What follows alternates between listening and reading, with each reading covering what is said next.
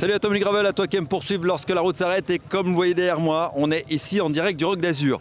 L'objectif de cette vidéo, c'est de vous faire découvrir, alors pas tous les vélos, je voulais vous montrer au départ toutes les nouveautés gravel, mais il y en a tellement, c'est immense. Je sais pas si vous êtes déjà venu au Roc, d'ailleurs dites-moi dans les commentaires ceux qui sont déjà venus au Roc. Peut-être que vous y étiez ce week-end, peut-être qu'on s'est croisés, peut-être pas. En tout cas, dès que j'en croise d'entre vous, c'est vraiment une vraie joie, mais il y a tellement de marques, donc j'ai fait un focus sur quelques marques ou quelques nouveautés ou innovations un peu atypiques que je testerai pas forcément, mais qui sont intéressantes de faire découvrir. Alors suivez-moi, je vous emmène visiter quelques stands sur le Roc d'Azur.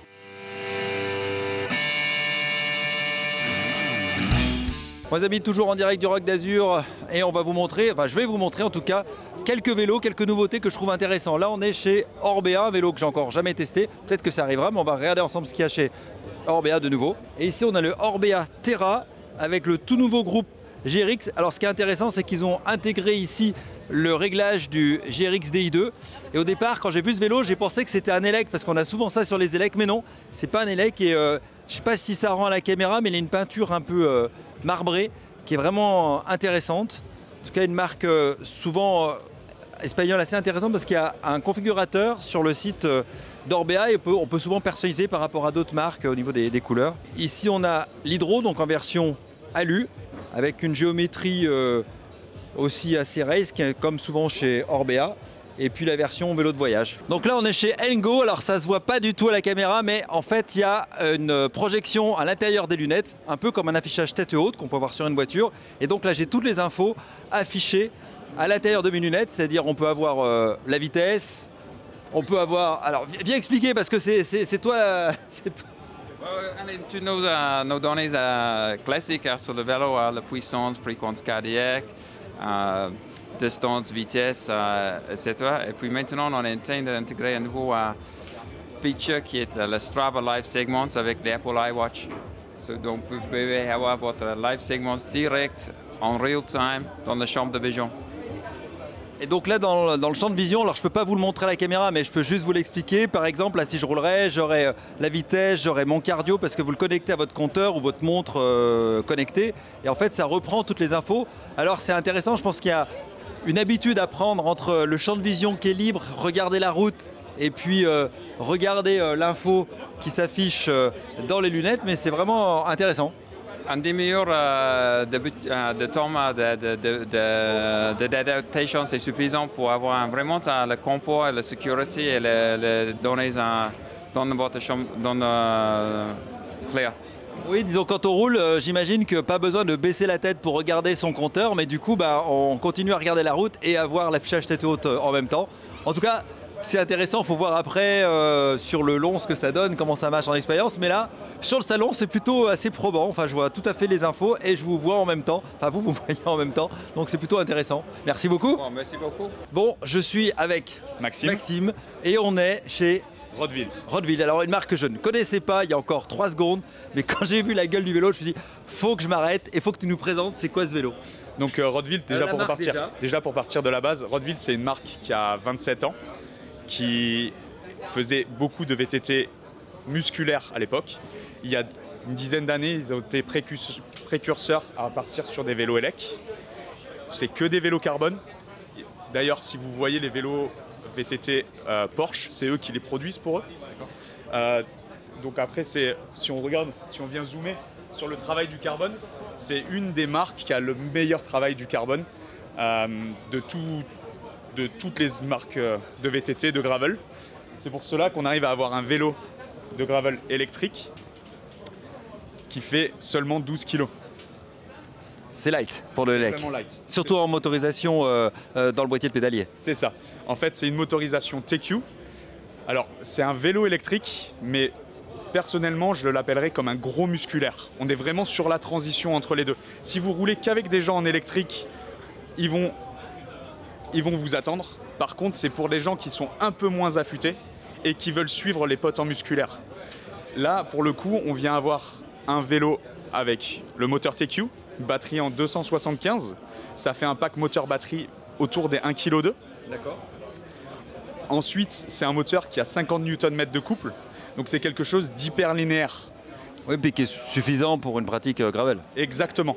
Il y a possibilité de prendre un extender de batterie de 150 watts pour faire un vélo avec 400 watts de batterie. Il y a plein d'accessoires qui sont magnifiques. Si tu viens vers devant, on peut mettre le mode plein flash. La lumière est intégrée. Lumière intégrée. Avant-arrière. Avant-arrière. On peut l'éteindre si on veut, ou on peut le changer de mode plein phare ou mode un peu diminué. Et ce vélo-là, il est fait pour être travaillé, enfin pour être roulé de manière simple. On vient mettre son assistance en début de sortie, selon comment on se sent, comment on est affûté sur la journée ou en ce moment. Donc il y a 3 niveaux d'assistance et c'est pas fait pour être changé. On le met au départ et si jamais il y a vraiment une épreuve qui est difficile, on a un bouton boost pour pouvoir développer une 4e vitesse sur 30 secondes ou le temps qu'on l'appuie. Ouais, le temps de passer un petit raidillon, un petit truc. Exactement. Okay. Exactement. Ensuite, que dire de plus? Les roues qui sont quand même très étonnantes. C'est des roues de chez vous aussi? Alors c'est une autre marque allemande avec qui on travaille continuellement. Donc on arrive après avec 2 montages. Ce montage qui est le montage le plus haut de gamme. Après on a un montage juste en dessous qui est du coup ne va pas avoir ces roues là, mais qui va avoir des très bonnes roues alu et une transmission Shimano GRX. Là on est en SRAM Force au complet. En tout cas un vélo qui a une géométrie assez étonnante. Ouais. Et avec cette intégration très particulière de la lumière à l'avant, la lumière à l'arrière. Donc marque allemande. Donc marque allemande. Et d'ailleurs on le voit sur les finitions, c'est une finition magnifique. On voit tout est super bien intégré pour pouvoir déplacer la tige. Vous allez avoir du coup la vis d'accès derrière pour pouvoir vraiment le régler tout simplement. Et puis voilà, vraiment c'est des vélos d'exception tout simplement. Alors merci beaucoup en tout cas cette présentation et je suis content de montrer cette marque que je ne connaissais pas. En tout cas c'est ça aussi le but de la chaîne, c'est vous faire découvrir des marques moins connues et vraiment un produit intéressant. En tout cas moi qui aime le design, je trouve que ce design à la serpe est plutôt réussi. En tout cas on n'en voit pas 2 comme ça, c'est sûr. Là à l'époque où il y a beaucoup de vélos qui finissent par se ressembler, là au moins celui-là se distingue. C'est ça, on est sur des mini-productions. Quand on voit des marques qui produisent des centaines de milliers de vélos par an, là on est sur tout l'inverse. Et du coup après on a tout un réseau de revendeurs en France que vous allez pouvoir retrouver directement sur le site Rottwilt. Il y a les points qui sont actualisés très régulièrement pour savoir où est le magasin où vous pourrez trouver ces vélos-là le plus proche de chez vous. Alors pour un coup je ne veux pas vous parler de gravel, mais ici c'est la boîte Pignon. On dit Pignon, Pignon. Enfin, manière française, voilà. Je dirais Pignon. Bon, à la française. Alors je connaissais, je ne l'ai pas encore testé en version méca, mais là ils sortent une version Elec. C'est ça, c'est une boîte qui existe depuis plusieurs années, qui est sortie sur pas mal de vélos, beaucoup en Allemagne, sur des vélos de ville, un petit peu de gravel il me semble. Et c'est la première fois qu'ils couplent ça à... Alors c'est quoi la caractéristique? C'est que du coup c'est une boîte de vitesse. Donc ça fait des vélos qui n'ont plus aucune transmission, enfin transmission sur de la cassette et du dérailleur. On vient avoir seulement... Donc là il n'y a plus de dérailleur. Il n'y a plus de dérailleur, il n'y a plus de cassette. Il n'y a plus qu'un seul pignon. On est en mono. Avec une chaîne de tronçonneuse. Avec une chaîne de tronçonneuse, comme je disais tout à l'heure, pour dire que c'est... Voilà, on est retourné sur de la grosse chaîne solide. La boîte de vitesse permet de faire beaucoup moins de mécanique, beaucoup moins de problèmes mécaniques. On va seulement avoir une vidange de boîte à faire tous les 5000, changement de chaîne tous les 10 000. Donc là, il ne peut plus y avoir de problème en fait, tout simplement. C'est en partie le futur de la mécanique sur du vélo VTT AE au moins. Et pour la petite info, ceux qui connaissent un peu l'Elec, il y a une batterie de 1000 Wh, donc ça vous laisse quand même, ça me laisse songeur. Exactement, et donc à coupler sur ce moteur Pignon avec 12 vitesses électriques. L'avantage, c'est d'avoir un vélo, et Rottwilt arrive à travailler de manière très sérieuse et faire des vélos qui sont pourtant pas trop lourds, parce qu'avec 1000 watts, ce moteur, on arrive sur un vélo qui fait 24,5 kg sur le haut montage. Celui-ci, il est un tout petit peu au-dessus parce que du coup, on est sur le niveau d'en dessous. Mais le niveau d'en dessous, c'est quand même c'est un vélo qui sort autour des 10 000 €. Mais qui, du coup, pour 1000 watts de batterie, cette motorisation spécifique, c'est vraiment bien placé pour le coup.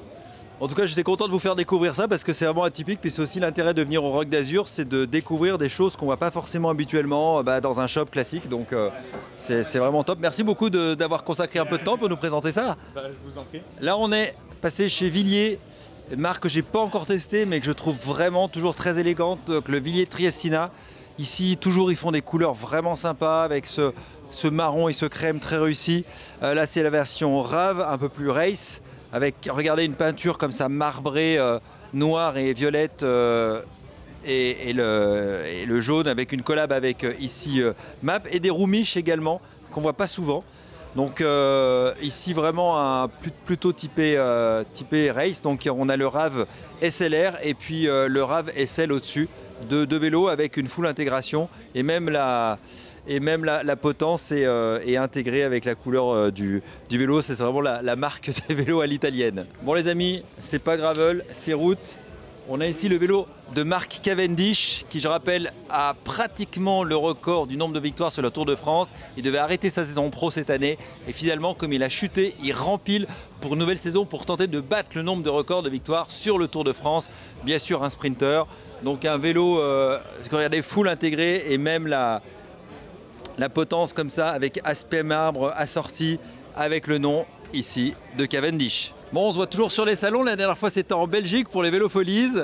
Et là, donc, on est au stand de Mox et quelques petites nouveautés, notamment cette marque que j'aime beaucoup parce que avant de lancer la chaîne YouTube, je roulais sur cette marque-là. Et d'ailleurs, je l'ai toujours. 3T Exploro, mais ça, c'est la nouvelle version. Ouais, alors salut Stéphane déjà, merci de passer nous voir. Entre la Belgique et ici, il y avait vraiment un gros contraste de climat. Et donc ce joli Resmax Italia. Alors là, on l'a en rouge, il existe en blanc et en vert comme les drapeaux comme le drapeau de l'Italie. Et c'est fait à la main donc à l'usine de Bergame. Et la grosse nouveauté sur ce vélo, c'est qu'on a une potence qui est désormais intégrée. Vous avez le passage donc des durites sous la potence et on n'a plus donc cette entrée qui était un petit peu disgracieuse. Bah, sur le mien, oui, qui est ici, les câbles passent ici. Voilà, donc la nouveauté c'est ça. Je pense qu'au niveau du look, on y gagne vraiment. Donc, on reste sur la même géo que le Resmax, ça n'a pas changé. Ouais, alors le Resmax Italia a gagné un petit peu en clearance, quelques millimètres. Donc là, on a un vélo qui peut accepter des pneus autour de 40, 42. Alors il faut savoir que des fois, la clearance, ça dépend aussi un petit peu de la hauteur du pneu. Donc chez 3T, ils ont fait plein de tests en fonction des pneus et des hauteurs. C'est vrai qu'on a la largeur, la clearance change un petit peu. Donc ça, il faut aussi penser à ça, à hauteur. Et sinon, ouais, c'est le vélo de course en fait, hein, c'est le vélo performance gravel chez 3T. Donc le Resmax, son nom indique un peu la pratique. L'étiquette est sur le produit. Ouais, l'étiquette est sur le produit. Et là, on a vraiment une petite zone. Ils ont laissé une petite zone ouverte où on peut voir la fibre. Et c'est vraiment un mode de fabrication qui est très spécial. C'est pas du monocoque. C'est un petit peu tissé, chaque tresse est tissée en fait. Et après, on a une mise dans le moule, une mise sous pression, etc. pour évacuer la résine. Donc c'est fait à la main, voilà, en Italie. La potence également est faite à la main en Italie. Voilà. Et je ne peux pas résister, tu donnes 2-3 mots sur BAM parce que j'aime beaucoup cette marque, même si je n'ai pas encore testé. J'espère qu'un jour ça arrivera. Faut que tu penses à m'en prêter un. Ouais, BAM, on a eu un petit peu de retard sur le modèle, le deuxième modèle, le mug. Ouais, on peut aller voir le mug. Alors, voilà. Tu nous le rappelles. Ouais, le mug, c'est la version un petit peu gravel énervé, ouais, du Arg, qui était le premier modèle que tu n'as pas testé. Donc on va remédier à ça. Alors ça, c'est la couleur finale. En revanche, à l'avant, on va mettre une fourche Adventure. Donc c'est une fourche où on va pouvoir fixer des choses dessus, parce que c'était vraiment une demande des clients. Et on va pouvoir augmenter la clearance. Oui, pour mettre de la bagagerie. Ouais, voilà, tout ça. Donc ça, c'est vraiment un vélo fait pour barouder. Là, il est volontairement monté en 650 avec des gros pneus pour les salons, pour vraiment montrer le contraste. Mais on peut bien sûr aussi le monter en 700. Voilà. Donc ça arrive dans 2 semaines. On attend les cadres, donc on va communiquer un petit peu dessus et puis faire des beaux montages surtout avec pour les montrer. Ouais. Je rappelle donc c'est un cadre acier Reynolds 853. Ouais, Reynolds 853. Donc c'est vraiment nous notre seule marque, c'est notre marque à nous, mais c'est aussi notre seule marque avec des cadres acier. Donc on est assez content d'avoir de boucler la boucle en fait. Hein, disponible en montage à la carte. Ouais, vélo complet, montage à la carte. Ah, vous le faites en vélo complet aussi? Ah ouais, à partir autour de 4 500 € avec tous les composants Mohawks. Donc des belles pièces qui font déjà... Ça, c'est un vélo catalogue. Donc en fait, on a déjà un vélo qui est ultra optimisé, quoi. Et on est bien content de ça. Donc voilà, il faudra s'attendre à du nouveau chez BAM. Et il y a une autre couleur qui est vraiment chouette. Je vous la laisserai la découvrir peut-être sur Instagram, par exemple, qui est très punchy, quoi. Merci beaucoup Étienne. De rien. Ciao, ciao. Ciao. Bon les amis, on est chez Wish-One. L'étiquette est sur le produit avec Maxime pour enfin présenter ce gravel qui va, c'est un petit scoop, arriver en test sur la chaîne. Alors, tu nous le présentes?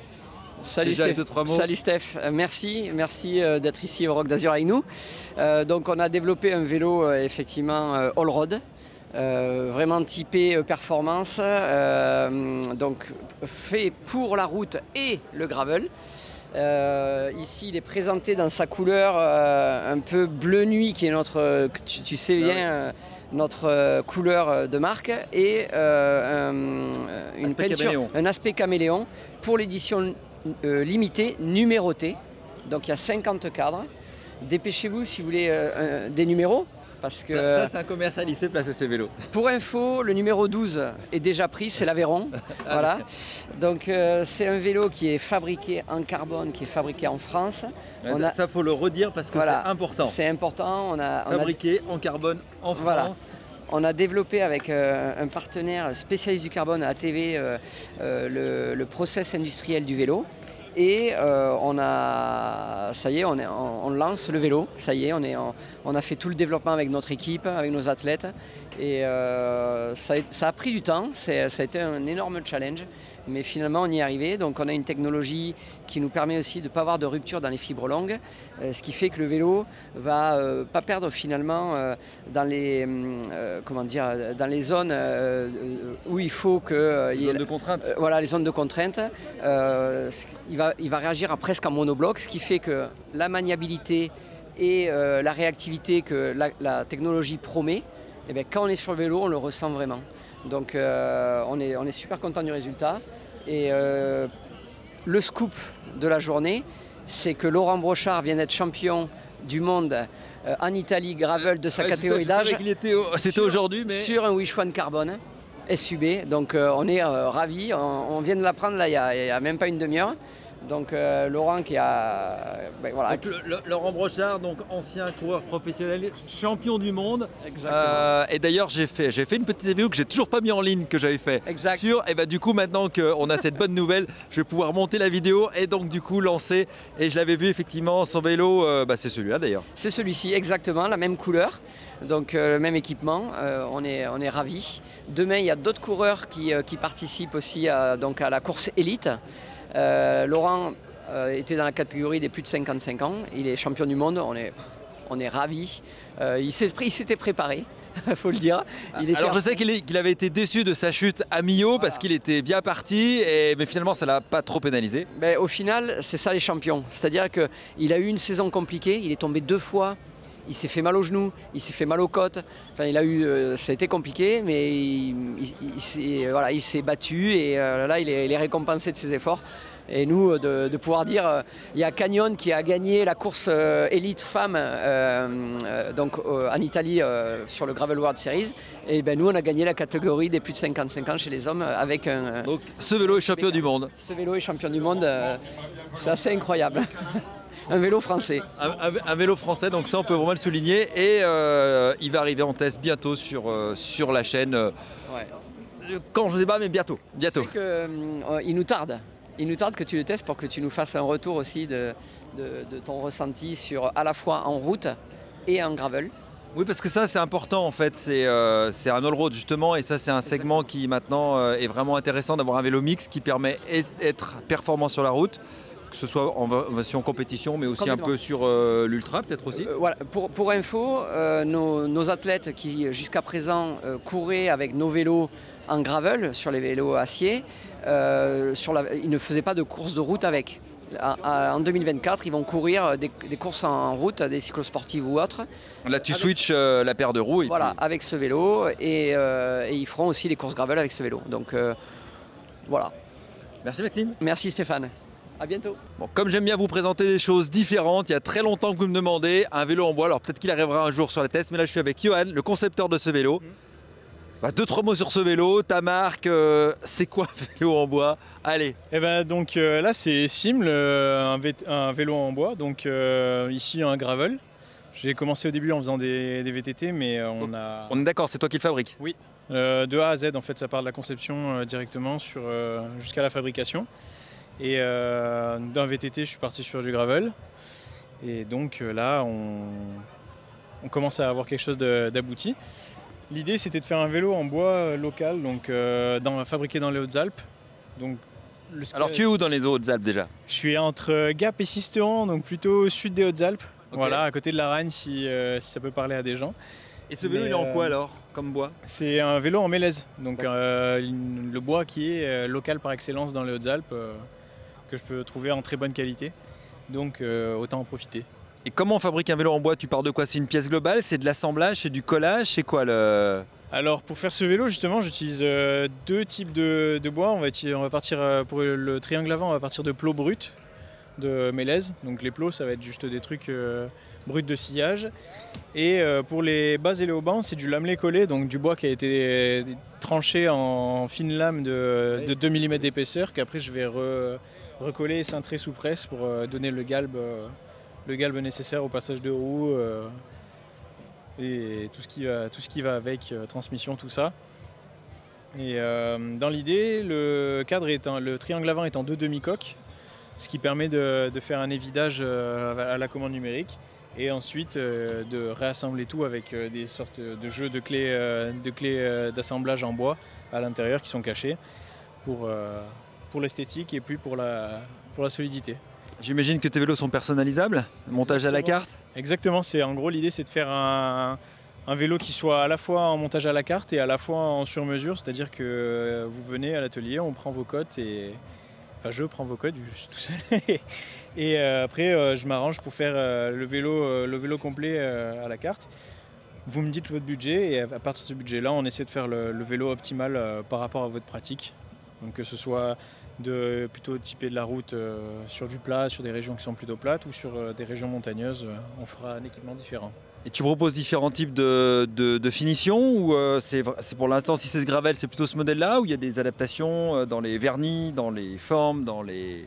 Alors pour les vernis, j'ai beaucoup de choses que j'ai envie de tester, mais pour l'instant on va rester sur... Il faut que je trouve toutes les références qui vont bien pour faire tous mes tests, mais j'ai pas mal d'envie de vernis mat par exemple, où ça rend complètement différent. Du vernis pailleté aussi, pour encore accentuer l'effet de brillance que le mélèze peut avoir une fois verni. Ce genre de choses-là. Peut-être pourquoi pas ajouter des pigments de couleur, mais en gardant quand même une certaine transparence pour quand même faire ressortir le veinage du bois. Les possibilités sont quasi infinies. Alors une question qu'on va me poser, donc je vais répondre à cette question tout de suite en direct. Est-ce que c'est lourd un vélo en bois? Allez, je dirais, c'est pas hyper léger, mais on est sur le poids d'un vélo un gravel acier, on va dire. Voilà, ouais, à peu près ça. C'est à peu près ça, ouais. T'as quoi, 11 kilos? Je suis à 10 kilos sans pédale sur celui-là. Voilà, tout simplement. 10 kilos tout rond. Super, merci beaucoup Johan. Merci à vous. Voilà, on mettra les liens sous la vidéo pour ceux qui veulent aller en savoir plus sur ce vélo. Et puis pourquoi pas tester un jour? Oui, évidemment. Avec joie. Dans pas longtemps. Bon là on est sur le stand Canyon, un incontournable avec le Grizzle que j'ai toujours pas testé mais qui est ici livré avec un biton vert et un peu version camouflage vert army, et puis ici présenté avec la bagagerie, la tente vraiment dans l'esprit bikepacking, et avec le groupe Compagnon Le Car que vous avez déjà vu sur la chaîne en test. C'est des très belles roues d'été suisse. Donc là, il mixe vraiment à la fois le côté très performance de ce vélo et puis le côté aventure, voyage avec la tente qui est présentée derrière et la bagagerie qui va bien. Et vous voyez, il n'y a même pas ici de support. Elle est vraiment bien intégrée, je trouve. Donc ce qui donne un côté très esthétique au vélo. On est chez BMC avec Maxime, notre Suisse, enfin presque, expatrié en Suisse, pour revoir un petit point sur la gamme Gravel avec les 2 vélos phares de la gamme. Oui, exactement. Donc voilà, sur le Roc d'Azur, on a une exposition avec tout type de vélos. Chez BMC, on a de la route, du gravel, du VTT et également du vélo urbain. Et donc ici, avec nos modèles gravel, le Ours 01 et le Caius. Alors, rappelons quelques caractéristiques de Urs One One. Alors les deux modèles sont totalement différents en termes de géométrie. Donc c'est deux pratiques différentes du gravel, on va dire. Alors, commençons par celui-là, c'est quoi sa pratique? Alors de Urs One One, c'est pour du longue distance, on peut dire. C'est un modèle un peu plus confortable, une géométrie un peu plus confortable avec le système MTT. Donc c'est un élastomère qui vient absorber un peu les chocs. Et également sur ce modèle-ci, alors il n'est pas sur tous les modèles des Urs, il a la potence qui amortit également les chocs avec des petits élastomères, donc ils sont plus petits que le MTT. Dont on peut choisir la dureté, j'imagine? Exactement, voilà. Il y a 3 choix de couleurs qui peuvent, en fonction du poids de la personne. Donc là c'est le modèle plutôt, on va dire, voyage, confort, moins performance, et donc au-dessus, dans cette nouvelle livrée jaune pétante par rapport à l'historique qui était blanc et vert. Exactement, un peu plus différent. Et alors celui-ci c'est un modèle gravel un peu plus performance, on va dire, avec une géométrie faite pour la performance, pour avoir du rendement, mais également que ça absorbe également les chocs sur les chemins. Et la possibilité de mettre une section de pneus plutôt large pour la pratique du gravel. Et c'est notamment ce genre de vélo qu'on retrouve à la télé actuellement sur les championnats du monde avec certains de nos coureurs. C'est ça, ouais. Qui a lieu là maintenant en live. Et donc la petite anecdote, moi je l'avais testé donc, sur le Gravel Testo Tour, et donc c'était la version blanche, mais ce vélo il a un rendement qui est redoutable et sur route il relance, c'est incroyable. Enfin, c'est vraiment un vélo performance, et je comprends qu'effectivement pour tous ceux qui font la compète, c'est juste incroyable. Et là c'est vrai que c'est pas du tout la même, c'est deux comportements très différents, et comme j'ai testé les deux je peux vous en parler, c'est vraiment très différent. Confort, faut bien trouver, c'est pas évident je pense de trouver le bon flex qui convient à sa pratique et son terrain de jeu. Oui, après faut essayer. Mais vraiment là on a quelque chose de très smooth en fait qui absorbe bien, et puis là un truc qui envoie grave. C'est ça. Et là j'aime beaucoup dans cette couleur jaune, je sais pas ce que vous en pensez dans les commentaires, mais ouais, ça claque. C'est plus, voilà, par rapport au blanc, tu vois. Voilà, après il y a 3 types de couleurs, il y a 3 modèles, il y en a un en blanc, un en bleu et un en et tu orange. peux choisir après avec des montages différents, je me dis. Exactement, après les cadres restent les mêmes, seulement l'intégration va changer sur le One qui a un cockpit, donc c'est une intégration totale. Et celui-ci il est quand même intégré, mais c'est un sein de potence plus traditionnel. Ouais. Merci Maxime de cette présentation. Eh ben, de rien, merci. On est ici chez Santa Cruz, une marque vraiment intéressante, ici avec le modèle Stigmata qui a été revu très récemment, qui permettait surtout une monte de pneus plus large, avec un système ici entièrement équipé SRAM, la fourche télescopique redit à l'avant avec 3 à 5 minutes de battement. C'est une tendance qu'on voit maintenant de mettre des fourches télescopiques sur certains gravels, pas tous les gravels, c'est toujours l'éternel de bas, fourche ou pas fourche. Et puis une petite nouveauté ici, une souade d'or qui permet effectivement de ranger tout son matériel comme on peut voir sur d'autres marques, et qui est fort pratique parce que du coup ça permet de centrer les masses et de garder tout votre matériel de réparation ici en bas du vélo.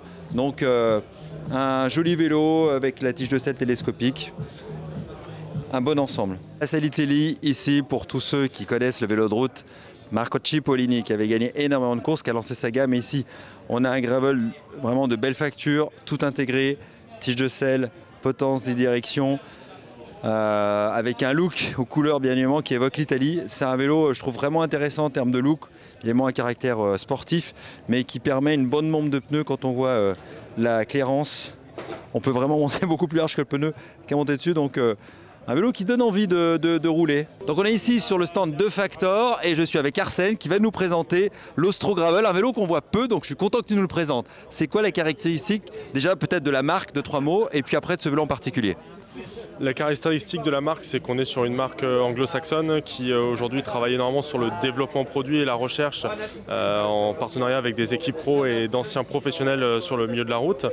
Et sur ce vélo, on est sur l'Ostro Gravel qui est tout simplement en fait la version gravel de notre cadre Ostrovam, qui est notre vélo à fort potentiel sur la route, on va dire.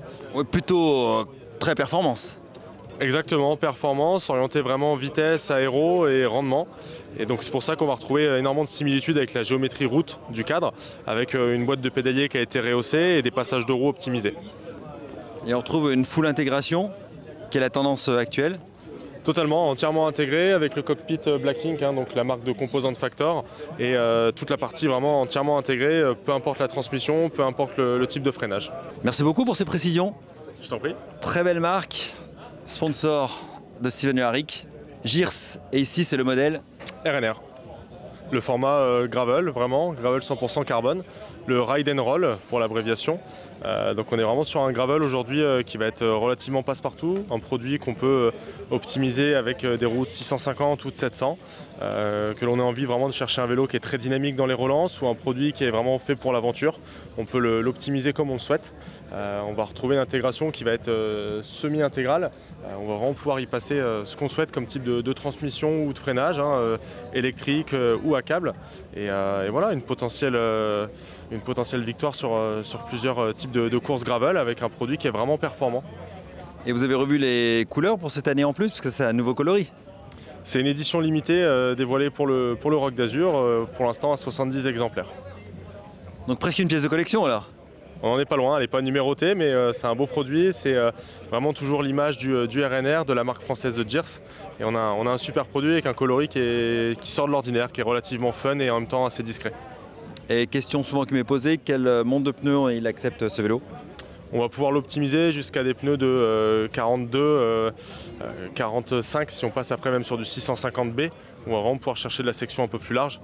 Mais dans la configuration idéale, on est à peu près sur des pneus de 40. Merci Arsène pour ce complément d'information. Bien ouais les amis, on est au terme de cette vidéo. Je viens de vous faire découvrir quelques nouveautés. J'aurais vous montrer énormément de très beaux vélos.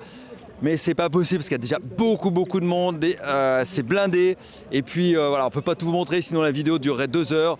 Mais il y aura plein d'autres histoires à raconter sur la chaîne. Comme d'habitude, pensez à lâcher un petit pouce bleu, pensez à vous abonner. On continue l'aventure dans les commentaires. Dites-moi d'ailleurs sur ceux qui sont venus sur le Rock d'Azur si vous avez vu des choses innovantes que je vous ai pas montrées et qui seraient peut-être pertinentes de retrouver par la suite sur la chaîne. Je vous dis à très bientôt, roulez bien, profitez-en tant qu'il y a encore du soleil. À bientôt, ciao ciao.